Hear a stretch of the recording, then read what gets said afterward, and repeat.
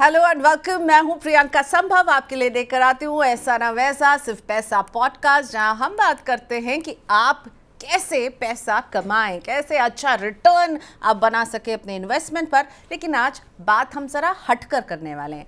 आज पैसे की कमाई से ज़्यादा मेरा फोकस रहने वाला है पैसे की प्रोटेक्शन पर, जो बहुत ज़रूरी है आपके अपनों के सेफ्टी नेट के लिए। क्योंकि चाहे आप जितना भी अच्छा फाइनेंशियल प्लान बना लें, बढ़िया इन्वेस्टमेंट सेलेक्ट कर लें, ऐसा इन्वेस्टमेंट जहां आपको बहुत बढ़िया रिटर्न मिल सकता है, सबका आपने इंतज़ाम कर लिया, लेकिन जिन अपनों के फ्यूचर के लिए आप इतनी मेहनत कर रहे हैं, इतनी प्लानिंग कर रहे हैं, उस फ्यूचर में अगर आपको कुछ हो जाए तो जो पैसा आप बचा रहे हैं, क्या वो आपके अपनों के लिए काफ़ी रहेगा? इसीलिए सही इन्वेस्टमेंट के साथ साथ एक अच्छा लाइफ इंश्योरेंस का कॉम्बिनेशन किसी भी फाइनेंशियल प्लान को और मजबूती देता है। तो कैसा बीमा आपके पास होना चाहिए, कौन सा बीमा लें, क्योंकि कई तरह के प्रोडक्ट्स हैं, और कितना लें, इन सब का जवाब मिलेगा आज आपको मेरे पॉडकास्ट में। क्योंकि मेरे साथ जुड़े हैं बेहद खास मेहमान सतीश्वर बी, एमडी और सीईओ हैं बंधन लाइफ इंश्योरेंस के, जिनसे हम समझने वाले हैं कि आपकी ज़िंदगी में लाइफ इंश्योरेंस जितना इंपॉर्टेंट रोल प्ले करता है, उसके लिए आप कितने तैयार हैं। सतीश्वर, वेलकम टू मनी 9, बहुत स्वागत है आपका। लाइफ इंश्योरेंस की जब बात आती है तो मुझे लगता है जो सबसे पहला क्वेश्चन जो होता है ना, कि उसको खरीदने की सही उम्र क्या है। क्योंकि मैं अपने आसपास देखती हूँ, लोगों को कहते हैं अभी तो हम बहुत यंग हैं, अभी क्यों लें, थोड़ा रुक कर लेते हैं। तो मैं चाहती हूँ एज समवन जो कि इंश्योरेंस इंडस्ट्री को बहुत करीब से देखता है और उनके हमारे जैसे लोगों के लिए आप प्रोडक्ट्स लेकर आते हैं, राइट एज क्या है लाइफ इंश्योरेंस खरीदने की? इससे पहले कि मैं आपके सवाल का जवाब दूं, thank you very much for having me here for this wonderful opportunity. In fact let me also appreciate the fact कि आप लोग जिस तरह से फाइनेंशियल अवेयरनेस फैलाने की कोशिश कर रहे हैं, आई थिंक ये एक बहुत ज़रूरी चीज़ है इंडिया में। And with in that this distinction, जैसे आपने शुरुआत में ही कहा था, ज़रूरी है कि कमाएं, पैसा कमाएं, बट ये भी साथ में ज़रूरी है कि उसको प्रोटेक्ट भी करें। बिल्कुल। And there can be situation जो हमारे कंट्रोल में नहीं होता, एंड शायद हम वो स्टेज अभी तक पहुंचे नहीं है जहाँ पे इनफ कॉर्पस क्रिएट हुआ हो, तो उसका एक बैकअप हो जाता है। And that's where insurance comes in. Coming back to your question, सही एज क्या है? ऐसा कोई एक एज नहीं है कि यहाँ पे चलो हम 22 साल के हो गए या 25 साल के हो गए तो कमाना या इंश्योरेंस ले लें, या मुझे मैं नौकरी में लग गया, राइट, तो मैं इंश्योरेंस ले लूँ। So insurance, let me put it this way, जो simplest form of life insurance है, which is we call as the term plan, right, the protection. It's the simple one, जहाँ पे हम प्रीमियम देते हैं, आज की भाषा में कहा जाता है हम सब्सक्रिप्शन देते हैं, जैसे OTT के लिए आप सब्सक्राइब करते हैं, वैसे एक सर्विस है जिसके लिए आप सब्सक्राइब करते हैं।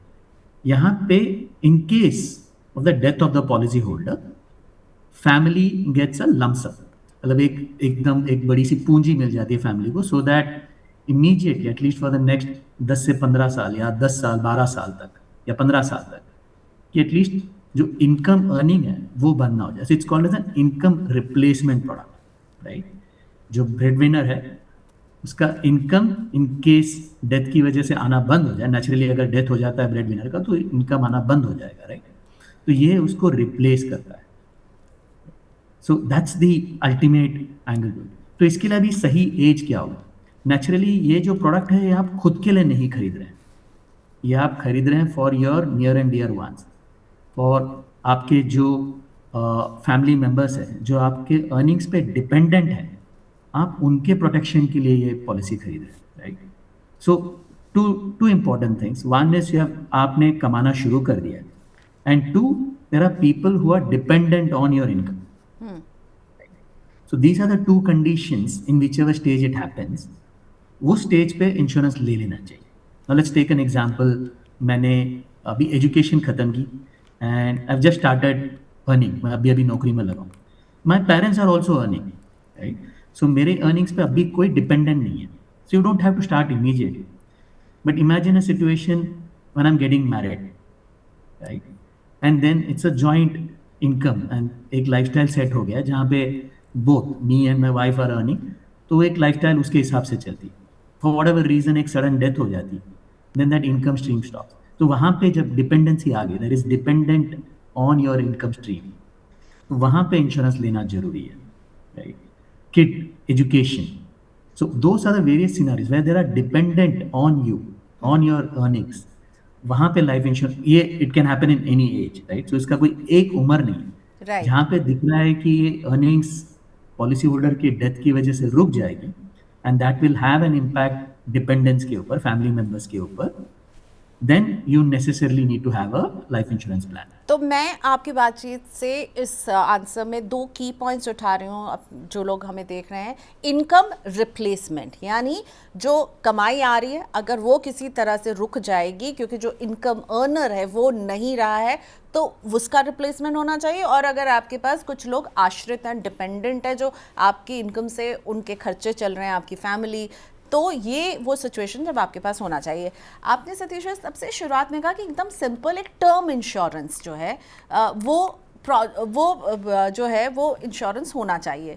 लेकिन अगर मैं देखती हूँ, जब हम इंश्योरेंस का मार्केट देखते हैं तो बहुत सारे ऑप्शन है, बहुत तरह के प्रोडक्ट्स हैं, ठीक है, और मैं कंफ्यूज हो जाती हूँ। और इस कंफ्यूजन की वजह से भी मैं इंश्योरेंस से भागती हूँ, क्योंकि एक कहते हैं कि भाई यूलिप है, कोई कहेगा सेविंग्स प्लान है जिसमें आप इंश्योरेंस के साथ साथ रिटर्न भी कमा रहे हैं, कोई कहेगा कि जो आप प्रीमियम दे रहे हैं ना वो आपको रिटर्न ऑफ प्रीमियम के तौर पर वो वाला प्लान लीजिए।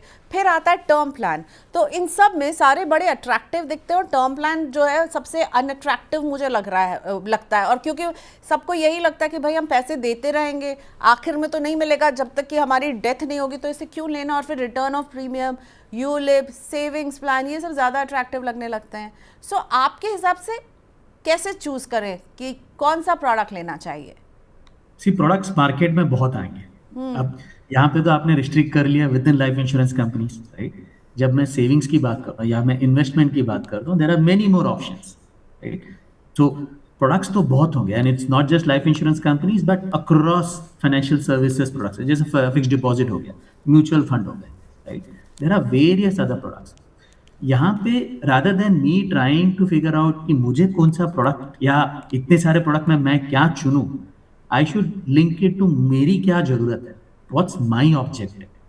अब ऑब्जेक्टिव के भी दो पहलू, एक है कि the one is basically a purpose, and each of these product play a very different purpose. सबके रिक्वायरमेंट या सबका पर्पस अलग है, एंड पर्पस प्रोडक्ट एक स्पेसिफिक है, राइट? आप देते हैं, this is the return that you get. In case of a term plan, death pay, there is a lump sum which the family will get, the nominee, right? In case of savings, आप specifically provide करते हैं और एक maturity पे you get a value. In case death happens, maturity के पहले अगर death हो जाती है, then that lump sum comes upfront, right? So दोनों का purpose अलग है। आप ये savings के साथ जो insurance product है, that is not a replacement for the term plan. Right? Now within savings कैसे चुने? Savings का एक classic example है, right? And this is purely specifically life insurance savings is more for a long term. ये 2 या 3 या even 5 साल का saving है. It's much longer period. Now let's take a classic example. मैं recently I became a parent. मैं अभी father बना हूँ, right? So I know my daughter जब ये 17-18 साल की हो जाएगी, she would want to pursue her higher education. उसको पढ़ाई में आगे एक बड़ी यूनिवर्सिटी में जाना है, या मेडिकल का कोर्स करना है, इंजीनियरिंग का कोर्स करना है, एंड वी नो कि दैट टाइम एक कॉर्पस लगेगा, right? Education is and as a parent ये मेरी जिम्मेदारी है, ये मेरी रिस्पॉन्सिबिलिटी है, the biggest gift that I can give to my kid कि वो अपने एजुकेशन पे कभी कॉम्प्रोमाइज ना करे, राइट?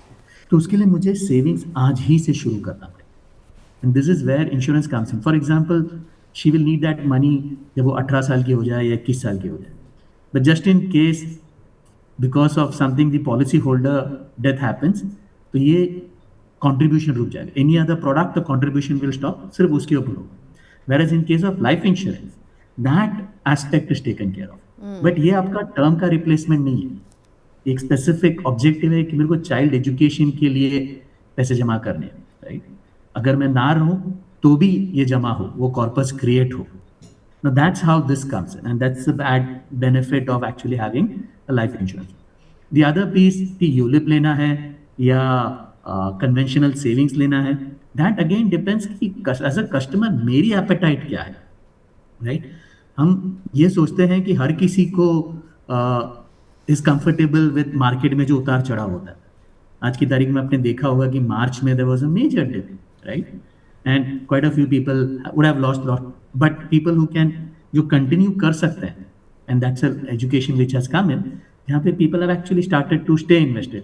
ये ठीक है, this will again go up, right, but that is not true for a larger population still. आज की तारीख में भी मैं कई कस्टमर से मिलता हूँ जिनका रिस्क एपेटाइट काफी लो है. उनका कहना, मतलब सिंपल सा क्वेश्चन पूछते हैं, मैं इतना इतना दूंगा एवरी ईयर, मुझे क्या मिलेगा, राइट. सिंपल मैथमेटिक्स कर दें कि मेरा कैपिटल पहले प्रोटेक्टेड है, ठीक है, कैपिटल के ऊपर मुझे क्या मिल रहा है, am I comfortable with that, right. So insurance एक ही प्रोडक्ट है जो आपको एक्चुअली 15 या 20 साल तक की बाद maturity, irrespective of what the market is, एक गारंटीड नंबर दे सकता है. And there are quite a few people जिनको चाहिए, and it can also be risk diversification, right, कि मैं काफी मार्केट में हूँ, मुझे एक प्रोडक्ट चाहिए जहां पे मेरे को लॉन्ग टर्म कमिटमेंट चाहिए, कैपिटल गारंटी चाहिए, एक अपसाइड चाहिए, तो वो सेविंग्स है. So it's more the customer का risk appetite. Customer is very well aware, he wants a 15-20 year product, right, जहां पे he is okay with market के उतार चढ़ाव, ही अंडरस्टैंड्स कि मार्केट ऊपर नीचे जाएगा, but I am okay to take that risk, right, for the additional upside. To that case, you can look at a ULIP. Okay, so आपको it's इस more बात से customers आपको लगता है friendly. कि आप सेविंग्स और इन्वेस्टमेंट और इंश्योरेंस को मिक्स कर सकते हैं इन प्रोडक्ट्स के जरिए, राइट? ऑब्जेक्टिव के साथ करिए rather than एक प्रोडक्ट. सो एक मेरी ऑब्जेक्टिव होनी चाहिए, which product caters to that objective. Don't start with मेरे पास इतने सारे प्रोडक्ट है, इसमें मैं क्या चुनूं. I will have to be a little selfish कि मुझे क्या चाहिए, मेरा क्या ऑब्जेक्टिव मुझे इससे मीट कराना है, राइट. वो अगर हो जाता है, then is this product catering to that objective rather than trying to understand, क्योंकि प्रोडक्ट के अंदर काफी सारे फीचर्स होंगे. ओके, तो उस आई विल फीचर्स हैव को टू समझिए मुझे और अपनी रिक्वायरमेंट को देखिए, राइट. पहले अपनी लेकिन रिक्वायरमेंट पे आ जाइए, मुझे टर्म ऑब्जेक्टिव प्लान के अपना बारे में समझना है सतीश्वर, क्योंकि मेरे जैसे लोग जो पर्सनल फाइनेंस के फील्ड में काम कर रहे हैं, लोगों को एजुकेट कर रहे हैं, और मुझे लगता है कि term insurance plan is irreplaceable. इससे आपके पास ये आपके किटी में, आप उसके अलावा फिर क्या लें वो आइसिंग है कि आपको क्या चाहिए, पर जो बेसिक चीज़ है वो है एक टर्म इंश्योरेंस प्लान. ये क्या अंडरसेल हो रहा है सारे फैंसी प्रोडक्ट के सामने? क्योंकि जैसे रिटर्न ऑफ प्रीमियम मेरे कानों में आता, मुझे लगता है अरे जो मैं प्रीमियम दूंगी वो मुझे वापस मिल जाएगा, तो ये टर्म इंश्योरेंस क्यों लूँ, क्योंकि ये प्रीमियम तो मुझे वापस नहीं मिलेगा. आई एम श्योर आप इसके बारे में बहुत एजुकेट करते हो रहे होंगे कि ये जो लोग कहते हैं ना, ये इंश्योरेंस का प्रीमियम मैं दे रही हूँ, वैसे मुझे पैसे नहीं मिलेगा, मैं वैसा लेती हूँ जहाँ रिटर्न मिलेगा. लेकिन इसी में ये टर्म इंश्योरेंस की इंपॉर्टेंस नहीं समझ पाते हैं लोग. तो टर्म इंश्योरेंस एक्चुअली इन्वेस्टमेंट नहीं है, it's an expense, but an expense to protect your investment, right. An expense to insure that कि फैमिली को कोई फाइनेंशियल स्ट्रेन ना आए in case the policy holder की डेथ हो जाती है, right. So that's the core purpose. As far as term के अंदर ये अंडरसेल होता है, नॉट नेसेसरली. हम उसको प्रीमियम की तरह कर रहे हैं, शायद प्रीमियम से कंपेयर करते हैं इसलिए कह रहे होंगे, क्योंकि एक average ticket size savings product है, बिकॉज सेविंग्स कंपोनेंट है उसके अंदर, the premium of a savings product will naturally be larger, क्योंकि उसके अंदर इन्वेस्टमेंट भी है, whereas a term will be much lower. For example, a term you can get at say 1 crore का cover at 10,000 rupees a year, right, based on your age, or it can even also go up to say 7,000 also. So the younger you are, the healthier you are, उतना सस्ता भी हो जाता है. तो whereas a savings is say a 40,000 rupees or a 50,000 rupees a year. So एक savings के सामने you will actually see say 4 term products. So when you compare it with number of policies, तो टर्म की भी काफ़ी एक demand आई है. Quite a few people are buying it. GST has been a huge gift on those lines, because सीधे सीधे 18% का discount हो जाता है, अफोर्डेबिलिटी बढ़ जाती है, and it has also help people understand कि इंश्योरेंस एक नेसेसिटी है, क्योंकि GST एग्जेम्प्ट करना इज बेसिकली कोई जरूरी एसेंशियल प्रोडक्ट्स पे ही ऐसे एग्जम्पशन मिलते हैं, right. That has also given a much more stronger push, saying insurance एक जरूरी प्रोडक्ट है. So the volume has gone up. आप उसको प्रीमियम के साथ कंपेयर करेंगे तो naturally you will find it to be little lower, but when you compare it with NOP, it's a good 25-30% of every insurance company का portfolio. So that way, yes, the numbers are pretty high. Okay. But the challenge continues कि ये insurance is still a push product. क्योंकि the moment you have to think about death, तो फिर it becomes a little difficult to even start thinking about it. So it's like हमेशा कोई और मरता है, मैं नहीं मरता, राइट? सो उस कंसर्न्स के साथ ये इट ऑलवेज गेट्स प्रोकास्टिनेटेड, तो टल जाता है. मुझे यार इसके बारे में सोचना नहीं है. बट एज यू सेड, ये बहुत जरूरी है. इनफैक्ट फाइनेंशियल प्लानिंग का एक बेस रिक्वायरमेंट है that you start with a health and a term plan. उसके बाद इन्वेस्टमेंट शुरू करें. मतलब कंसर्न इज कि चलो आपने इंश्योरेंस शुरू कर लिया, या सेविंग्स इन्वेस्टमेंट जर्नी, आपकी वेल्थ क्रिएशन जर्नी आपने शुरू कर दी, and you have been creating wonderful wealth. But one bad day, like, or for one accident can drag you down, or any sudden illness can drag you down. So health insurance उसलिए बहुत जरूरी है. या अभी तक आपने वो corpus create नहीं किया है, अब you are in a wonderful journey, but अभी वो इतना कॉर्पस क्रिएट नहीं हुआ है कि आमदनी अगर मेरी बंद हो जाती है तो family can still be protected, वो नहीं हुआ. तो उस वजह से even before you start your wealth journey, health and life, ये दोनों बहुत जरूरी है. एक्चुअली हम लोग हमेशा ये कहते हैं ना, अरे बुरा नहीं सोचो, बुरा नहीं बोलो, बुरा क्यों सोचना है. और वही है, मुझे लगता है इंश्योरेंस के लिए बस एक मेरा फंडा है, think of the worst scenario. आप नहीं रहेंगे तो क्या आपके घर में, अगर आपके बच्चे, उनकी स्कूल की फ़ीस चलेगी, आपने उनके हायर एजुकेशन के लिए जो सपना देखा, क्या वो पूरा होगा. और वही अभी सतीश्वर हमें कह रहे हैं, एक मस्ट हैव, एक ज़रूरी, टालना नहीं है, प्रोक्रेस्टिनेट नहीं करना है इसको. सतीश्वर, कमिंग बैक, आपने बहुत बहुत सही पूछा. हर किसी को यही पूछना है कि अगर मैं नहीं रहूं तो फैमिली, अगर उसका जवाब है कि नहीं, फैमिली प्रोटेक्टेड है, आप इंश्योरेंस ना खरीदें, राइट? कि मेरी आमदनी नहीं आएगी तो भी फैमिली चलती रहेगी, सब कुछ चलता रहेगा, मेरे बच्चे के एजुकेशन सफर नहीं होंगे, राइट? डेली रूटीन सब सही चलेगा, देन आप इंश्योरेंस ना खरीदें, क्योंकि वो खर्चा है, राइट? लेकिन अगर है कि हाँ मेरे पे डिपेंडेंट है, तो इमीडिएटली टर्म प्लान लेना बहुत जरूरी है. खर्चा है, लेकिन सबसे ज़रूरी खर्चा है आपके फाइनेंशियल प्लान का. ओके सतीश्वर, मैं आपसे ये ज़रूर पूछना चाहूँगी कि प्लीज़ हेल्प कीजिए हमें समझने में कि आपको कितना लाइफ कवर लेना चाहिए. क्योंकि अभी जैसे आपने एग्जांपल दिया, आपने कहा कि 7 से 10 हज़ार में, depending upon your age, annual premium पे आपको 1 करोड़ का लाइफ कवर मिल सकता है, ठीक है. और मैं अब मार्केट में जाती हूँ, ख़रीदना भी बहुत आसान हो गया है, तो मुझे हर प्राइस कैटेगरी में 50 लाख, 1 करोड़, 2 करोड़, 3 करोड़, 5 करोड़ का भी टर्म इंश्योरेंस मिल रहा है. मैं कैसे असेस करूं कि कैसे कवर का साइज तय करूं? जैसे मैंने पहले भी कहा था कि टर्म प्लान एक इनकम, आमदनी को रिप्लेस करने वाली प्रोडक्ट है, right? It's an income replacement tool. तो उसका असेसमेंट भी आपके इनकम से ही होना चाहिए. सो इन केस ऑफ डेथ, मुझे अगले कितने साल के लिए प्रोवाइड करना है. तो उसका एक वेरी सिंपल सा लॉजिक है, जो हम कहते हैं कि आपकी जो करंट इनकम है उसका 15 या 20 गुना based on your age. So if you are a younger age, naturally should go to even 25 times. Just for example you can say आप 60 की उम्र में रिटायर होंगे, right? Minus your current age into your current income. That's the simplest of the formula. एक example अगर दे दूं कि मैं 35 साल का हूं और मैं साल का 10 लाख रुपए कमाता हूं, राइट?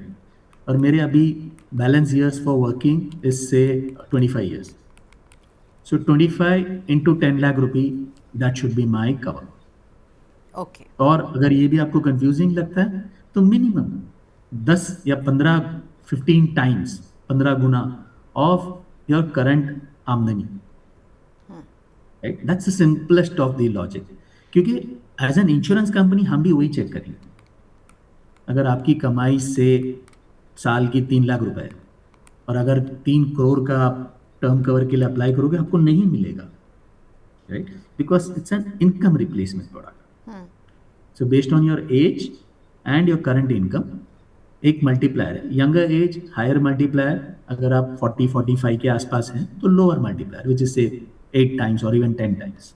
ओके. सतीश, आपने अभी बोला कि मान लीजिए आपकी 3 लाख की इनकम है और आप 3 करोड़ के लिए आएंगे, तो वो अंडरराइटिंग में जो है हम वैसा आपको प्रोडक्ट नहीं दे पाएंगे, क्योंकि आपकी अभी की इनकम को रिप्लेस करने का जब आप वो सारे फैक्टर्स लगाएंगे तो वहाँ पे होगा. मान लीजिए अभी तो मेरी इनकम 3 लाख है, ठीक है, आप मुझे अभी 3 करोड़ का नहीं देना, मैंने 1 करोड़ का ही ले लिया लाइफ इंश्योरेंस.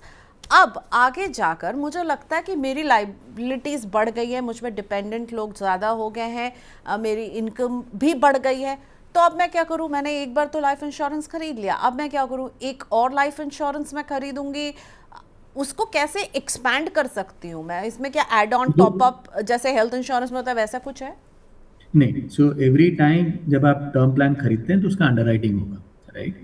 नेचुरली अगर आप एग्जिस्टिंग इंश्योरेंस कंपनी से खरीदते हैं तो प्रोसेस थोड़ा सा आसान होगा because of your existing cover, और जी डॉक्यूमेंटेशन नहीं होगा, बट दी बाकी underwriting process will continue and ये असेसमेंट करते रहना चाहिए। You are very right, and इसीलिए टू बी वेरी फेयर, इसी वजह से यंगर एज में मल्टीपल ज़्यादा होता है, so that the cover actually takes care of your inflation kind of thing, right?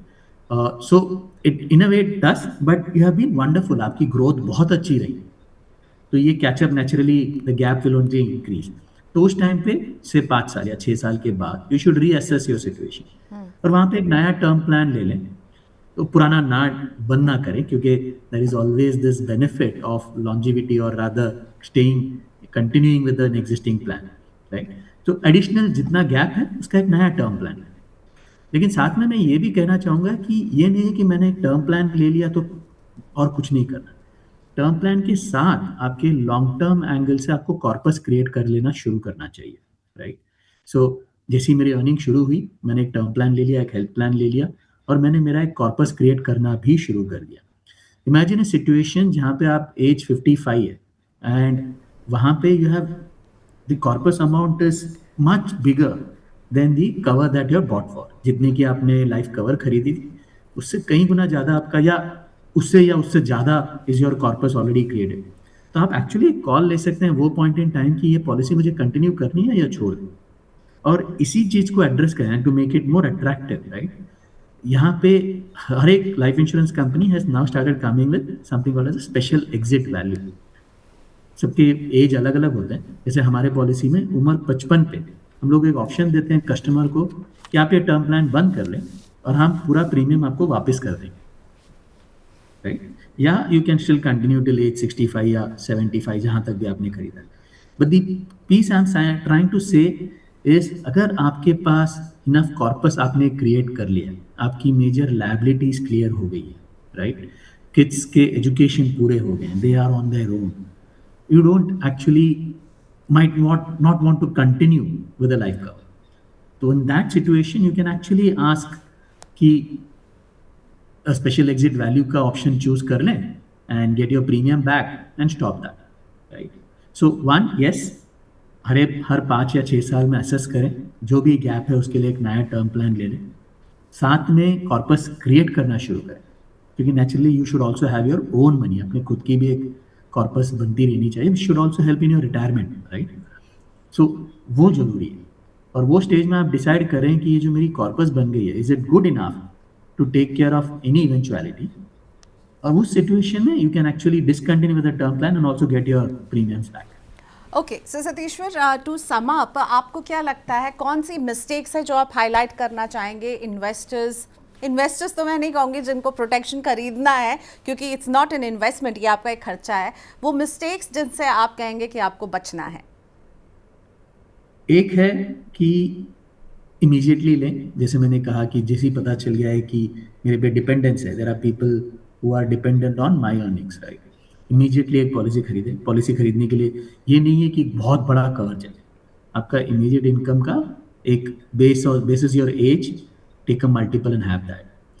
But a behavioral thing is something जो मुझे specifically which I would want people to be very sure of.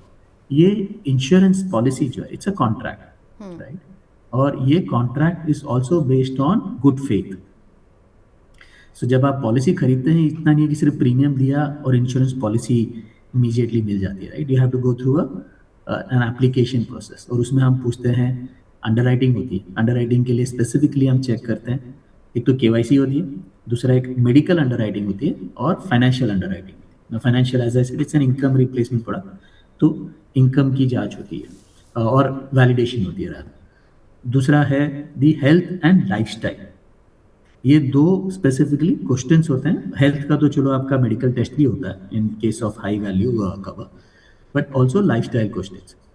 मेरी request ये होगी कि ये आप एकदम honesty के साथ, ईमानदारी के साथ, क्योंकि ये एक ही रीजन है जिसकी वजह से एक क्लेम रिजेक्ट हो सकता है। इन केस अगर आप there is a hereditary illness, right, इससे प्रीमियम पे बहुत ज़्यादा फर्क नहीं पड़ता। लेकिन अगर वो क्वेश्चन इंश्योरेंस एप्लीकेशन फॉर्म पर है तो उसको ईमानदारी से और विद ऑल ट्रुथ भरना बहुत जरूरी है, राइट। वहाँ पे गड़बड़, फॉर एग्जांपल एक आम मिस्टेक या आम चीज़ मैं देखता हूँ विच इज़ कि स्मोकर है but just to get that premium benefit मैं खुद को नॉन स्मोकर बोलता हूँ, right. In that case policy शायद हम पकड़ ना पाए, राइट, अंडर राइटिंग में, और उसकी वजह से इशू हो जाए। लेकिन डेथ हो जाती है और वो स्टेज में पता चलता है कि he was a very kind of addict और स्मोकर, राइट, तो फिर दिक्कत आ सकती है। The reason for claim rejections के सिर्फ दो होते हैं, so I will come to that, but basically filling up the form, all those questions very honestly, एकदम ईमानदारी से भरे, खुद भरे हो सके तो, या अगर किसी की हेल्प आपने ली है भरने में तो साइन करने के पहले खुद एक बार पढ़ लें। ओके, वो आपने बहुत कहा जरूरी, claim this is the rejection के बारे में भी बता दीजिए, क्यों हो जाता है? क्या आप लोग ऐसा पाते हैं कि लोग फॉर्म भरते वक्त कुछ चीज़ों को जानबूझ के और कुछ शायद अनजाने में छोड़ देते हैं? सो दो दो चीजें, एक है कि फ्रॉड का काफी, we also call it as ambulance chaser, right, there is एकदम एक कार्टेल बना हुआ है। तो ये कार्टेल के अंदर सारे तरह के लोग हैं जो स्पेसिफिकली ढूंढते हैं डेथ बेड केस, यानी कि पता है कि ये इंसान काफी एक, व्हाट डू यू से, is suffering from some illness, major illness, right, and शायद basically he will not survive, या उनका हेल्थ कंडीशन बहुत खराब है। तो वैसे कस्टमर्स को वो लोग ढूंढ के पॉलिसी बेचने की कोशिश करते हैं, और वहाँ पे पूरा एक चेन है सेटअप जहाँ पे अंडर राइटिंग को दे कैन मैनेज।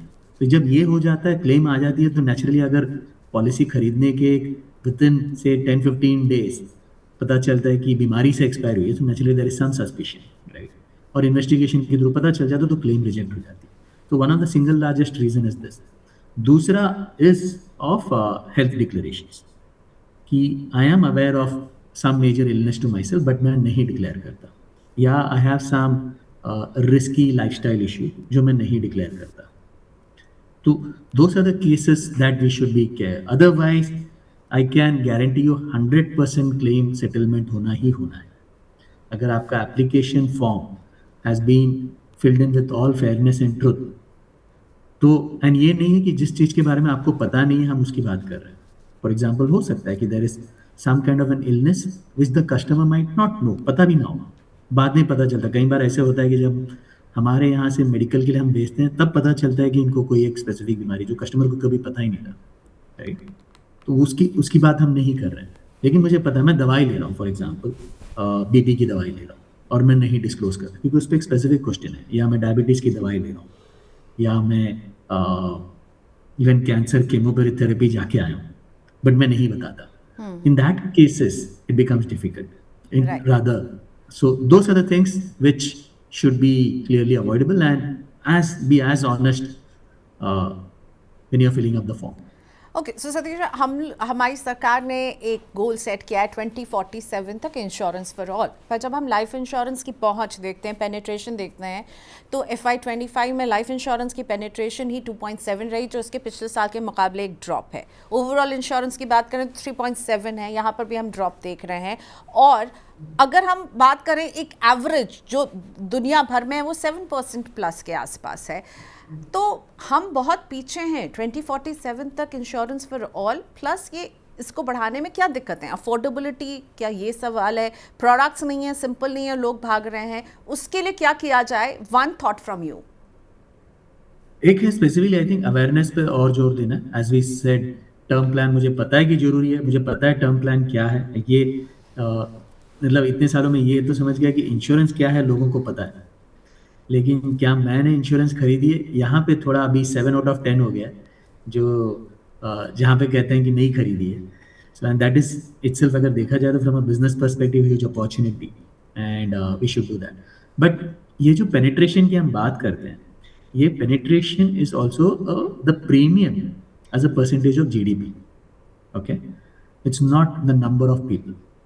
मैं ये नहीं कह रहा कि नंबर ऑफ पीपल में काफ़ी कवर कर लिया मैं, बट जब हम penetration as number of people on the population देखें तो काफ़ी हुआ है. फॉर एग्जाम्पल PMJJB हुआ है. PMJJB हुआ stand alone, I think across all insurance companies put together is some 30 crore, right. So तो इतने सारे लोगों ने, और वो यूनिक है, right? इतने सारे ब्रेड विनर्स या बैंक अकाउंट होल्डर्स ने अपनी तरफ से कवर खरीदा, लेकिन ये कवर शायद कम हो, राइट, क्योंकि मैक्सिमम 2 लाख का कवर मिलता है उसमें, बट शायद कम हो. तो उस हिसाब से there is enough opportunity. The awareness in terms of कि ये बहुत ज़रूरी है और ये अभी चाहिए, right, that is what we are trying to push for. And आपके माध्यम से भी वही कोशिश जारी है कि इट्स नॉट वेरी कॉम्प्लेक्स. आपको एक टर्म प्लान लेना है. If there are dependents on you, you need a term plan and you need it now, and it's not very costly. Right, all right, thank you so much Satishwar, आपने join किया हमारे इस important conversation के लिए. I hope हमारी और आपकी बातचीत जो है लोगों को और इंस्पायर कर सके और इसकी इम्पोर्टेंस को समझा सके. Thank you so much for your time. Thank you very much. Thanks a lot. Okay, so ऐसा ना वैसा सिर्फ पैसा पॉडकास्ट में इतना ही. आप क्या सोचते हैं हमारी इस बातचीत के बारे में? आपके पास है लाइफ इंश्योरेंस, कुछ आपको अपने सवालों के जवाब मिले हमारी इस बातचीत में, तो कमेंट बॉक्स में ज़रूर लिखिएगा. अभी के लिए इतना ही. Bye bye.